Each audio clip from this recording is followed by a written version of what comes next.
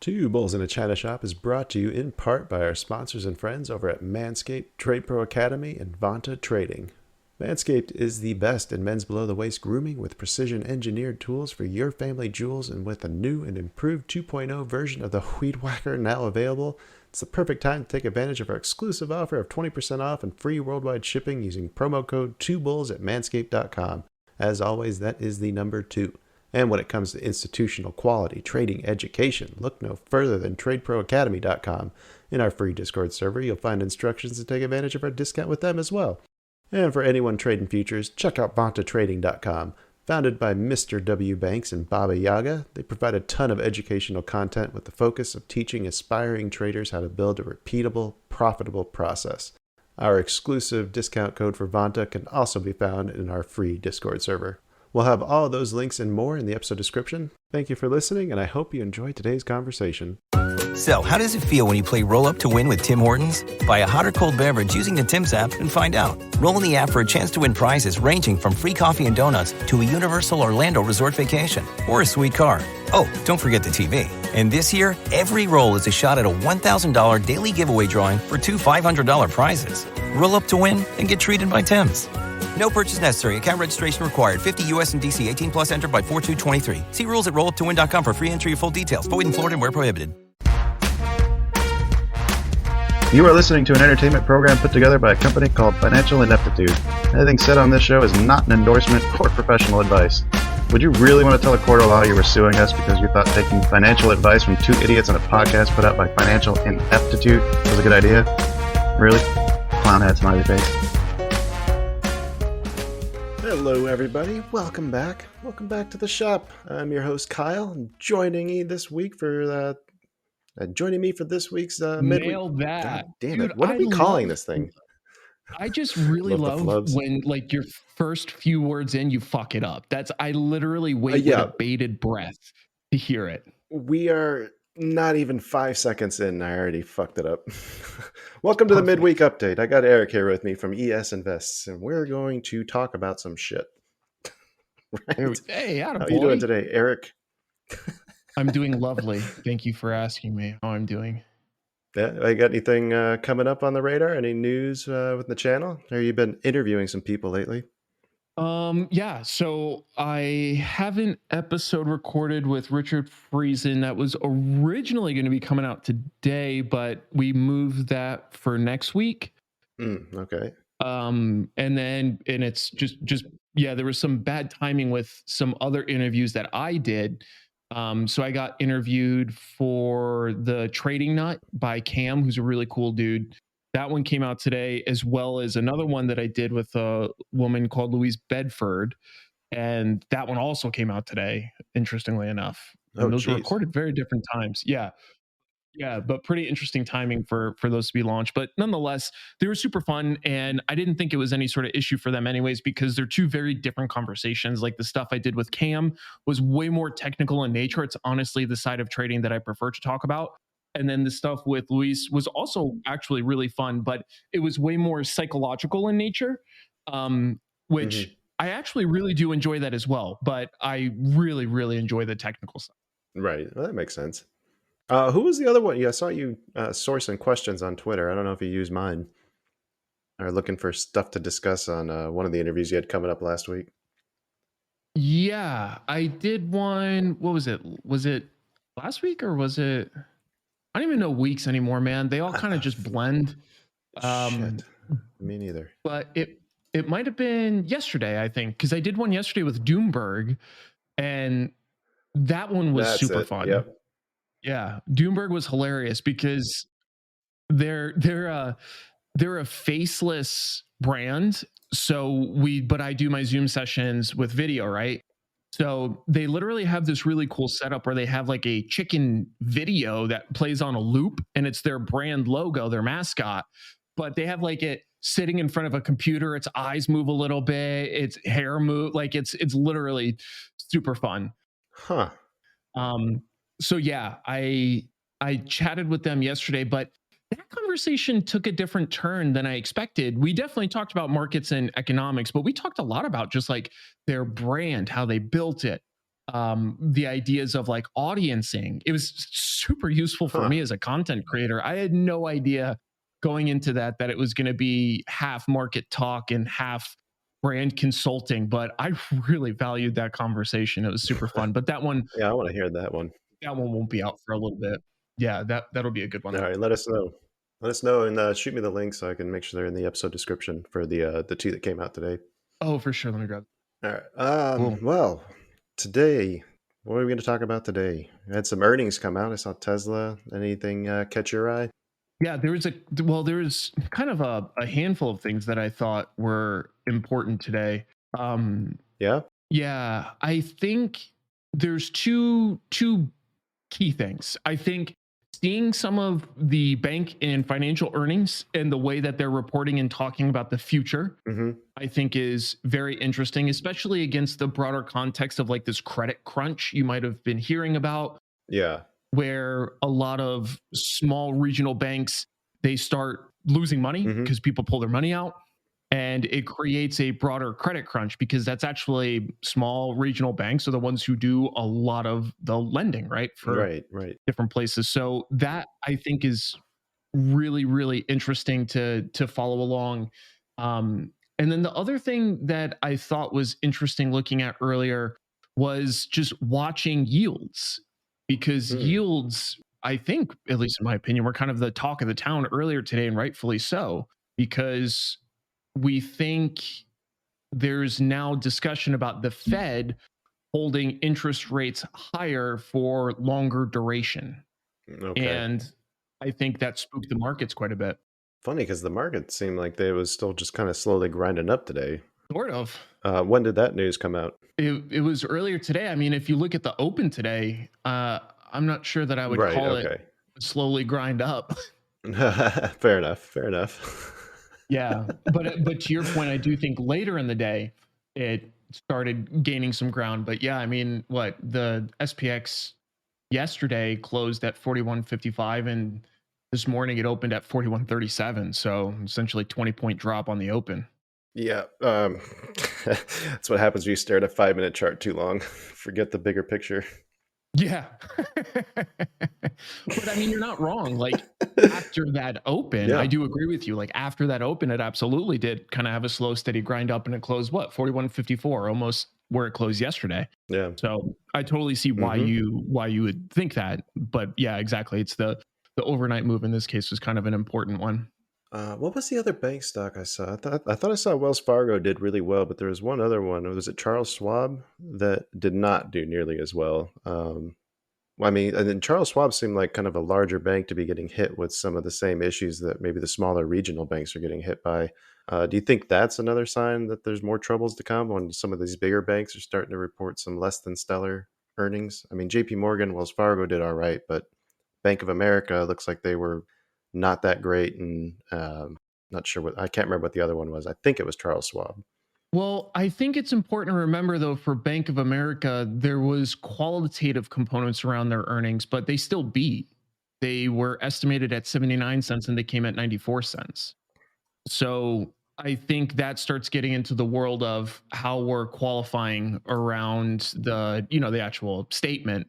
But in terms of performance, same Right. thing for Schwab. Schwab actually did fine. They came in 93 cents against 90 cents estimate, and they actually rose on their release. So I think the larger banks are doing well. To your point, what was it on Friday? It might have been was it Citigroup? Thought one of them didn't do great, but as I'm looking, they all did fine. So I'm mistaken on my what I was thinking about.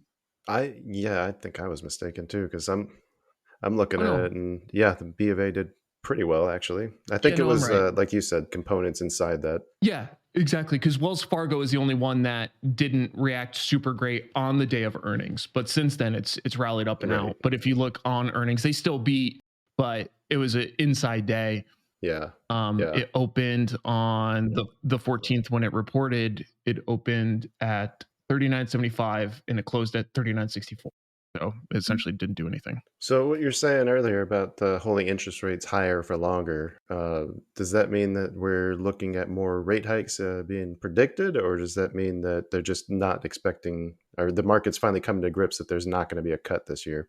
I think that is largely the case. Yeah. It's, at least as far as I can tell thus far, I'm not necessarily thinking that we're discussing, like a bunch of crazy acceleration and rate hikes, but I do think that as far as we're pricing in future cuts, which I keep a pretty close eye on, Hmm. um, even going all the way out to like 1 November probabilities, there's like a 30% probability of an ease being Hmm. priced in for the 1 Nov meeting. But if you look at the probability of that historically, it was actually quite a bit higher. Yeah. And there was a larger easing expected. And then for the 13 December meeting, the probability of an ease right now is 57.7%. And again, same story, that used to be a higher probability Yeah. for larger easing, but that's come down quite a bit too. So I think a lot of it is just, yeah, we're kind of buckling up for persistent high rates. Right. It's like I don't know how much longer I can sit with this. People, oh, cuts are right around the corner. It's going to change. It's going to change. It's going to change. Mm, all right. Keep saying Well, it.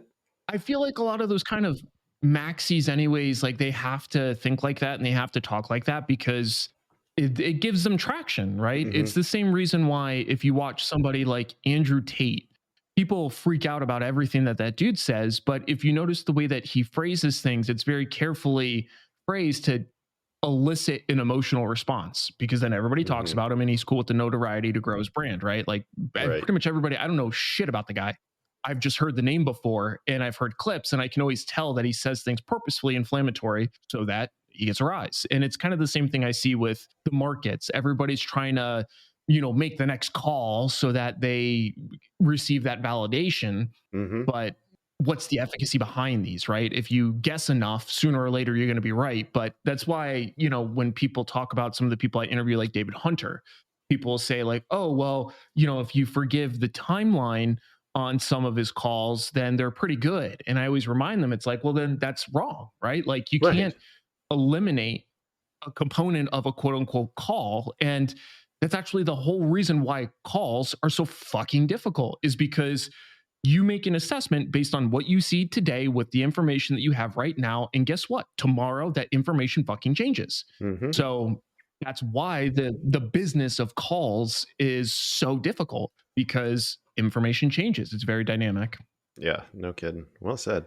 If you haven't heard by now, Manscaped now sells beard products. That's right, once again revolutionizing men's grooming with the brand new Beard Hedger Pro Kit. From a beard trim to a fresh shave, the technology behind the Beard Hedger Pro Kit allows you to shape your signature beard look. Now you can finally use Manscaped products to make your drapes match your carpet by going to manscaped.com and using code 2bulls for 20% off and free shipping. God damn, I was going to make that joke. Our friends over at Manscaped were kind enough to send me the Beard Hedger Pro Kit, and I gotta say, I was impressed with the quality and performance of the products. My thick, coarse beard hair has been giving me trouble with trimmers in the past, but the Beard Hedger was able to cut through the thicket without any tugging or discomfort at all. And because the trimmer has one rotary wheel with 20 length settings with only one guard, I don't have to worry about losing or breaking attachments anymore. So I've tamed my mane, and now you can too. No one likes a weird beard, so say goodbye to your stubble trouble with Manscaped's Pro Beard Kit. It all starts with that beard hedger that I mentioned. That thing's a juggernaut of fixing faces. Not only does it have the trimmer with the rotary wheel that gives you the 20 hair cutting lengths on just the one guard, it's also waterproof so you can shave in the shower and avoid all the hair in the sink. The titanium coated T-blade is tough on hair but smooth on your face, leading to a single stroke efficiency that brings satisfaction one stroke at a time. Phrasing. The Pro Kit doesn't end there though. They also created 4 dermatologist tested formulations for your post-trim care. First is the beard shampoo and conditioner. Gotta remember that all your hair is different. Beard hair, as I mentioned, is more coarse and easier to damage than the hair on your head, if you have hair on your head. That's why the kit has made shampoo and conditioner specially designed to moisturize, reduce ingrown hairs, replace natural oils, and promote beard health. Next, the kit has Manscaped's Beard Oil, an essential piece for your main facial accessory. No one wants a guy whose beard is brittle and dry. The oil relieves dryness both on the beard and the skin beneath while adding a little shimmer and shine, which makes you look extra fine. Cap off the kit with the Beard Balm, a pomade that shapes, styles, moisturizes, and tames for a sculpted look to attract any fellows or dames. The Pro Beard Kit also comes with 3 free gifts: beard brush, comb, and scissors to ensure your beard is ready to impress. So get 20% off and free shipping with code 2bulls at manscaped.com. Of course, that's the number 2. That's 20% off with free shipping at manscaped.com using code 2bulls. Manscaped Beard Hedger, 1 stroke, 1 guard, 20 lengths. I'd like to spend the rest of our time doing something similar to what we did last or a couple weeks ago, maybe it was a month ago, where we kind of build out a trade. So we've been talking a lot about Activision, kind of off and on with the merger coming up. I've been looking and watching their charts since the expectations of the approval getting passed in the Eurozone, and the rally it had from there. A nice gap up into like the 80s, mid 80s. It's bouncing between like 86 and 84 right now. Seeing it like nice and pinned in this area, and I see we got earnings coming up on Thursday, and I'm wondering if there's like how can we take advantage of that? Like what's a good trade thesis that we can build out to try to take advantage of the run up into that earnings? Is it enough time to do that? Is it something that we can try to capitalize on?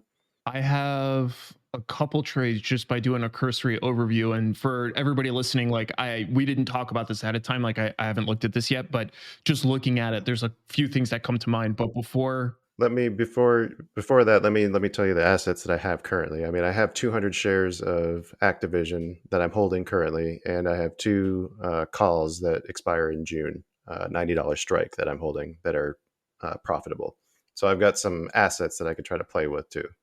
Got it. Yeah. Okay. So if you're long shares, yeah, I mean, can you take those calls? Wait, are those calls, are they at a profit now or no?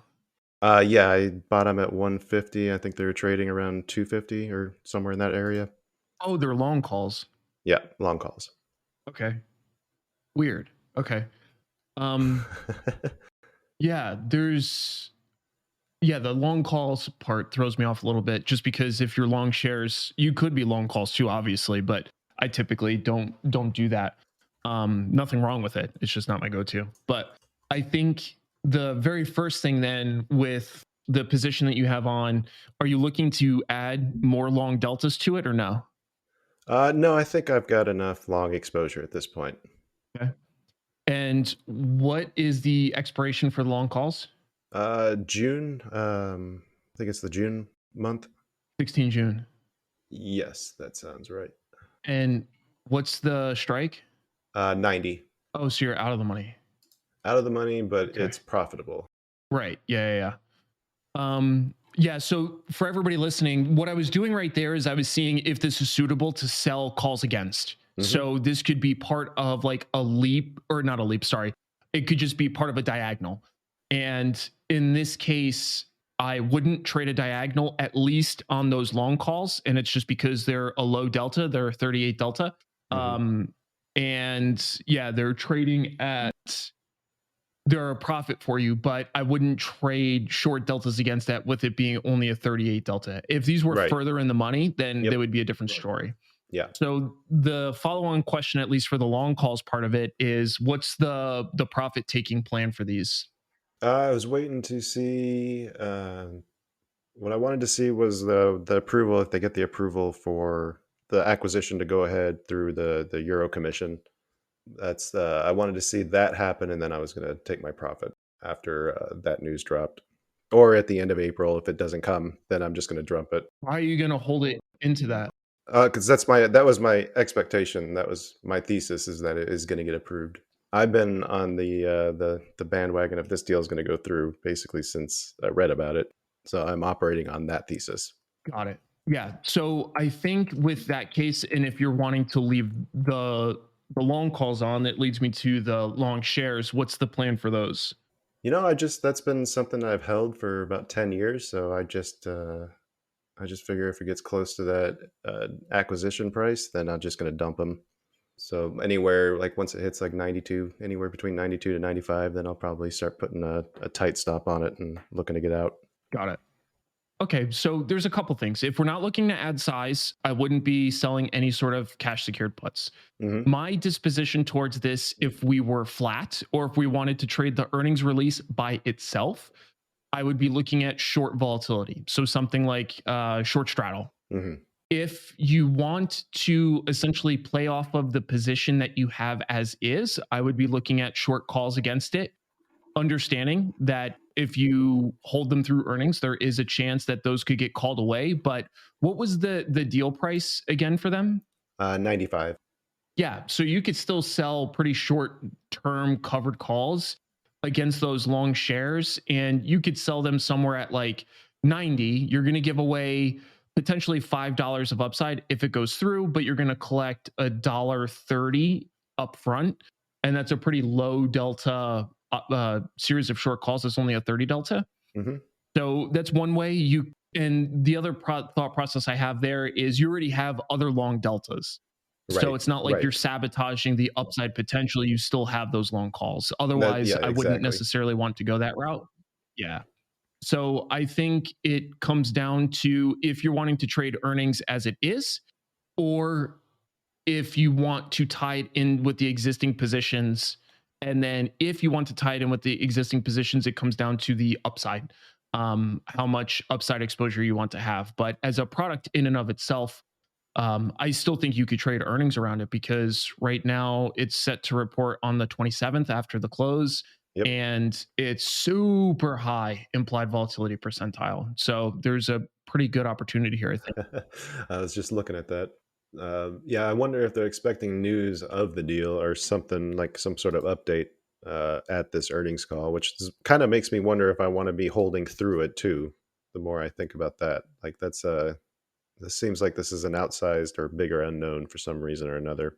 Yeah, and that's actually one of the things. Like as I'm looking at the volatility going into it, that does surprise me. The fact that it is that high, I wouldn't necessarily expect that. Right. But it also tells me that there's still a pretty significant amount of volatility around the event. So for me, I think, yeah, those are the two ways that I would be thinking about it. That sounds very similar to what I was thinking. Yeah, selling 90 strikes on the short term cover calls. 90 looks like a solid one too. Yeah. And the cool thing, at least what I would do is I would trade the 28 Aprils Yep. because a lot of that theta is going to decay before the announcement unless we get some sort of big rally into it. Hmm. And at that juncture, you could probably even take those short calls off at a pretty good profit before the release even happens. And that's kind of what I was actually hoping to be able to do. That was what I was hoping we'd come up with. Yeah. Yep. And I think that that's completely possible. I think it's definitely bad news bears to kind of start with that assumption Hmm. just because it might not happen and that can be problematic. But yeah. But with the fact that I've got covered shares or shares covering it, it makes me feel a lot more comfortable taking on that risk and not having to cap the upside, other than just what I'd be sacrificing on the potential profit of the shares. But even then, I mean, if they get called away next week at basically my sell price would be somewhere around 91.30. I think that's close enough. If the deal doesn't go through, yeah, what am I risking then? I'm risking probably a drop back down into the 70s and 60s. Oh, definitely. Yeah. If that deal doesn't go through, this will plummet for sure. Right. Yep. All right. I like it. Yeah, I think yeah, and the cool part is it's an important to know like when you sell short calls into this, you're still taking advantage of expanded implied volatility, but you don't get the same degree of that um because of put skew. Hmm. So the calls can still be slightly overpriced, but you're not going to get the same variance risk premium kick that you would get from short puts. But that's kind of the whole point of trading events like this is you're kind of focusing and centering more around the volatility of the event. And Hmm. I think in your scenario, that's like what I would be doing almost to a T is exactly what we were talking about. I might even get more aggressive personally because you have the long calls still that you're intending to hold, that will provide good leverage because they're a lower delta anyways. Mm-hmm. So I would probably be looking at the 28 April, and I would be selling something like the 88s or the 89s, Mm-hmm. because the 88s essentially would take you to 90/40 in terms of like your sale price, like if you got assigned on those, keeping the $240. Yeah. But it gives you pretty healthy amount of money up front. And the other thing you could even consider is just doing one. So if you do one of the 88s as compared to two of the 90s, Right, you I still see. keep more long deltas uncovered, but Mm-hmm. you're collecting more money up front. And like that's the way I think about that stuff. Yeah. Okay, that makes sense. Are you worried at all about the lower volume, trading volume on this? As because that's the only thing that I see that maybe gives me a little bit of pause. Is there's a lot of people long on Where? the 90 and 87 strikes, but the actual trading volume today was actually less than 500 for each of those strikes. On the Oh yeah, well on the individual strikes, if you're looking for 500 plus, you're going to get priced out of a shit ton of stuff. Hmm. I personally wouldn't apply that threshold. I would care about the liquidity and the options. That's what I mean. Yeah, the liquidity of the options itself. That's what I'm looking at. It looks like it might be a little thin. But that's what I'm saying is like you can typically get a good representation of that via the bid ask spread. Hmm. So if we look at let's say the 87s, right? Or we could look at the 88s, because like you're talking about in terms of trading volume today, there's only 28 contracts that moved, Right. but there's 2,900 open contracts, Ah, and okay. the bid ask spread on the product is for the 88s, it's 20 Yeah. cents. Okay. Okay. So it's wide, but that's not insanely wide. Not for this asset. No. Exactly. And a good way to normalize it is you could always kind of create a way to track the bid ask spread relative to the price. Hmm. So, like in this case, a 20-cent bid ask spread against the $85 product, that is a 0.23% of the product price, or you could do 20% if you're, rounding out the decimals. Hmm. But you can use that as like a benchmark. Okay. And you're going to see that anyways with something that has expanded implied volatility on top of it. All right. Sounds good. Thanks for sharing. Thanks for talking me through that. Yeah, for sure, dude. I think that's exactly what I was looking at, or my inclination was. So yeah, that makes me feel a little more confident about that, knowing that we're seeing the same thing. Yeah. And I think the cool part is like, and there's a reason why I kind of go about that the more long-winded ways. I think it's useful for people to hear different ways you can think about the problem set, because that's the cool part about options, right? Hmm. Is you get to look at the problem set and find what makes the most sense for your disposition, Yep. Well said, man. and then lose all your fucking money, because options do that. Well, at least when you're selling options, it's a little harder to do that. Sort of. Sort of. Sort of. I have a running hypothesis that, like, you remember what the fuck is the thing with the scarecrow and then the Tin Man, Oh, Wizard of Oz, that guy. Yeah. So there's like the dude behind the scenes in his like little chamber room or whatever. Well, I'm pretty sure that same motherfucker exists in the stock market, and he looks at everybody's position and he's like, how can I simultaneously make all of these people wrong? And he does that, is what I'm pretty sure. Max Payne. Yep. Just whatever. Yeah. Because you could be long something, I could be short it, and we still both can fucking lose, because fuck us. Right. Love That's that. yeah, that's why I like to look at the open interest on the short-term expirations, just to see like where are the most people going to get screwed. Because I need to go do some back testing on that idea, but yeah, that seems like an easy way to, or an easy thesis to follow. Well, yeah, and Max Payne has quite a bit of there's quite a bit of studies done on it. So there's Mhm. efficacy behind it. I think a little too frequently traders overemphasize the impact of Max Payne, but I do think it's certainly a tradable idea. But it's almost like the same thing if you look at GEX, gamma exposure. Mhm. People kind of overemphasize aspects of it, but it's good to be aware of, because like Max Payne is a thing. It's well documented. Right. All right, man. You got anything else you want to leave the listeners with before we sign off? Well, I was gonna make sure that they violate that 5-star rating, like Bill Cosby hosting a mixology class, and take care. Oh, God damn it. Well, thank you everybody for sticking around. Thank you, Erik, for hanging out and for reading the blacklisted jokes that I wasn't supposed to actually share. If you'd like to see more about Erik, how he trades, visit his YouTube at ES Invest. Check the episode description. We'll have links for the new stuff that he's got coming out this week. You can check us out at twobullsinachinashop.com. Be back in your ears soon with another exciting episode. But till then, share this with your friends like a middle schooler with mono, and take care. Mine was better. Yeah, it was. Vote on whose was better. Thumbs up if you liked Erik's better. Yeah, mine was way better. Yeah.